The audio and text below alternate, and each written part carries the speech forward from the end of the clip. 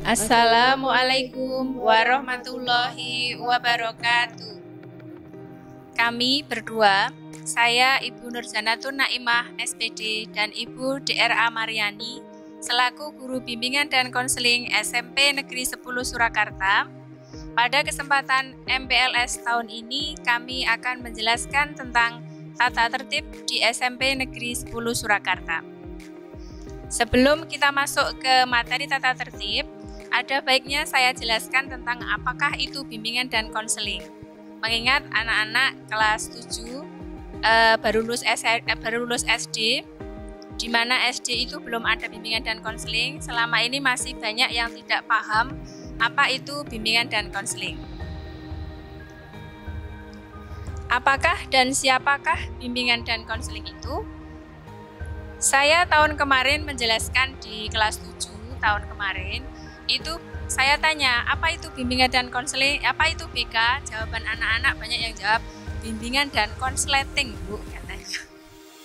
Sebenarnya itu bukan ya. Jadi kita tidak hanya menangani anak-anak yang konslet dalam arti bermasalah, bukan.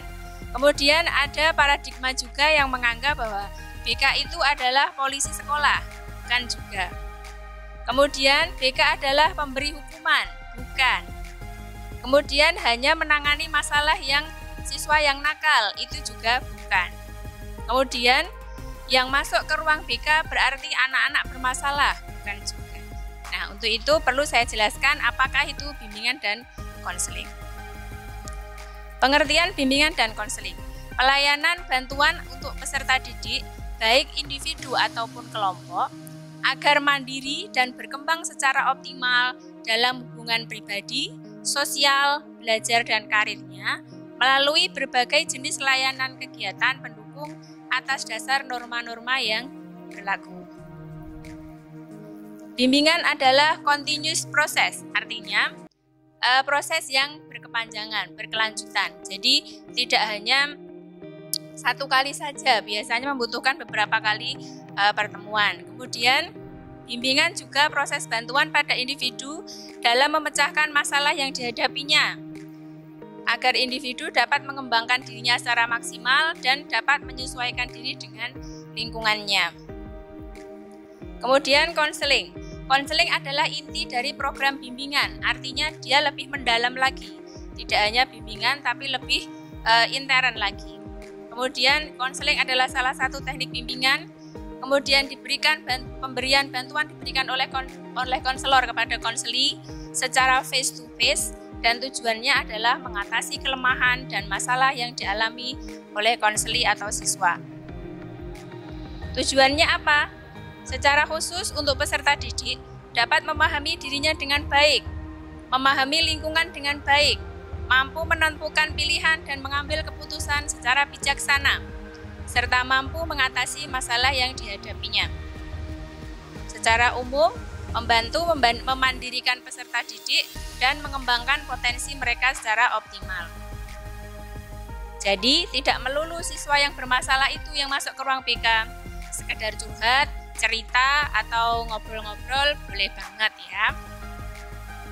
Jadi, jangan takut masuk ke ruang BK karena guru BK adalah sahabat siswa. Jangan takut bertemu dan konsultasi pada guru BK. Selamat bergabung di 10 Sura. Kemudian berikutnya nanti akan disampaikan tentang secara garis besar saja tata tertib yang ada di SMP Negeri 10 Surakarta. Untuk itu saya aturkan pada Ibu Mariani.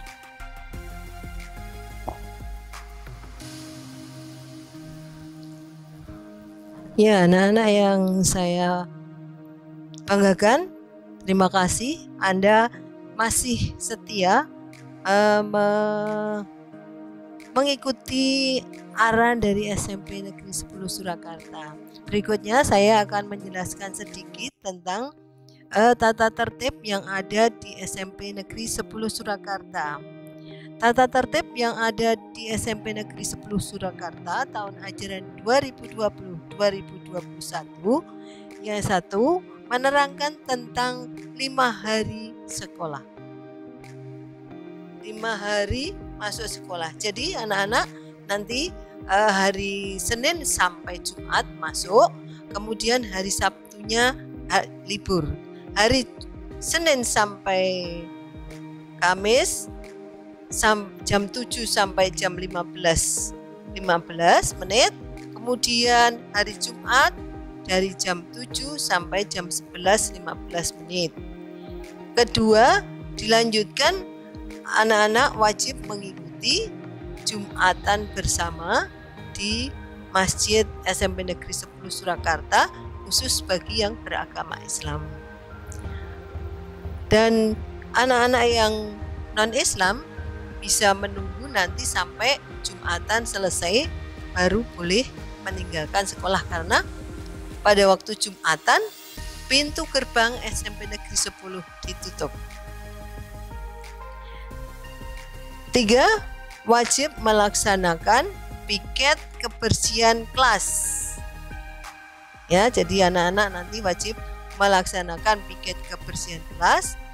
Kemudian yang tidak kalah pentingnya juga wajib datang minimal 15 menit sebelum KPM dimulai.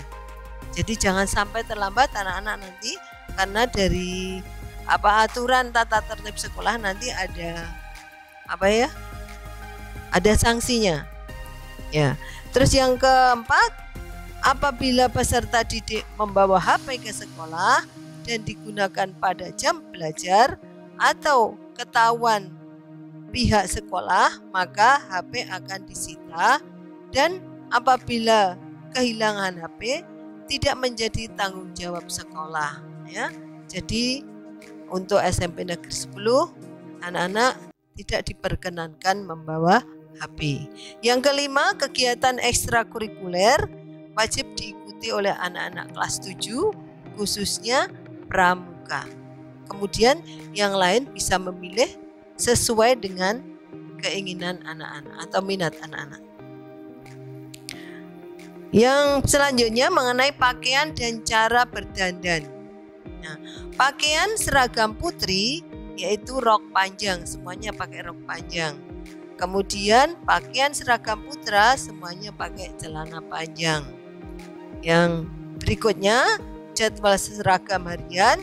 Hari Senin, Selasa itu pakai biru putih. Kemudian kaos kakinya putih. Yang berikutnya hari Rabu dan Kamis batik biru, terus kaos kakinya putih. Pada hari Jumat Hari Jumat itu pramuka pakaiannya, kemudian kaos kakinya hitam karena pramuka.